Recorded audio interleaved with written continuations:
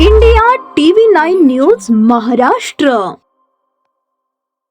सोलापूरच्या बार्शी तालुक्यात अतिशय दुर्दैवी घटना घडली असून शिक्षकाने आपल्या पत्नीसह 2 मुलांना विष पाजून स्वतः आत्महत्या केली आहे. मुख्याध्यापक योगेश पाटील, पत्नी माधुरी पाटील, मुले अथर्व आणि शिवांश अशी मृतांची नावे आहेत. बार्शी तालुक्यातील हत्तीस गावात योगेश पाटील हे आपल्या कुटुंबियांसह राहत होते. योगेश पाटील हे नंदुरबार येथे जिल्हा परिषद शाळेत मुख्याध्यापक म्हणून कार्यरत होते. शाळेत शिकवता शिकवता त्यांना शेअर मार्केटमध्ये पैसे गुंतवणूक करण्याचा छंद चढला.